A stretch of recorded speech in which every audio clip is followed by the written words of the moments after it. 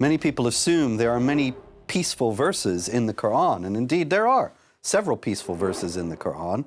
One notable passage enjoining tolerance is Surah 109, which says in its entirety, "Say, O disbelievers, I do not worship what you worship, nor do you worship what I worship, and I shall not worship what you worship, nor will you worship what I worship. To you is your religion, and to me is my religion."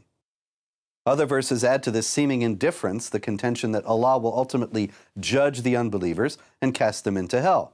Thus, Allah tells Muhammad not to waste his time arguing with those who reject his message, but to leave them in peace until that terrible day. So the Qur'an says, "So leave them alone until they encounter that day of theirs on which they will swoon."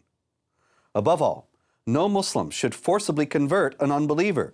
And the famous passage of the Qur'an says, "Let there be no compulsion in religion.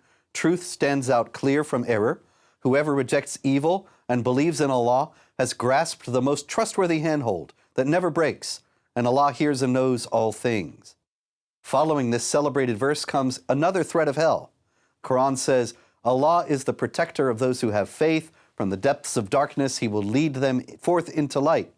Of those who reject faith, the patrons are the evil ones. From light they will lead them forth into depths of darkness. They will be companions of the fire to dwell therein." Since Jews and Christians, called the people of the book in the Qur'an, will face exactly that dreadful judgment, Allah admonishes His prophet not to argue with them. Instead, He is to emphasize that He believes in the same God they do. And so the Qur'an says, "Do not dispute with the people of the book, except with better means, unless it be with those of them who inflict wrong. But say, we believe in the revelation which has come down to us, and in that which has come down to you. Our Allah and your Allah is one, and it is to Him we bow." And then, of course, there's one of the most often quoted verses of the Qur'an, which goes like this: "Because of that we decreed upon the children of Israel that whoever kills a soul, unless for a soul or for corruption in the land, it is as if he had slain mankind entirely. And whoever saves one, it is as if he had saved mankind entirely. And our messengers had certainly come to them with clear proofs. Then indeed many of them after that throughout the land were transgressors." Now there's less to this than Western leaders and Islamic apologists claim. First, it's not a general prohibition of killing. There are big exceptions for those who kill for a soul or for corruption in the land. Second, this is not a general command, but one only for the children of Israel.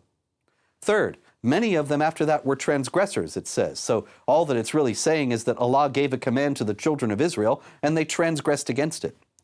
Nor do most of the people who mention that verse mention that it's followed by verse 533, which specifies the punishment for the corruption and transgressions of the children of Israel. That verse goes like this: "Indeed, the penalty for those who wage war against Allah and His messenger and strive upon the earth corruption is none that they be killed or crucified, or that their hands and feet be cut off from opposite sides, or that they be exiled from the land.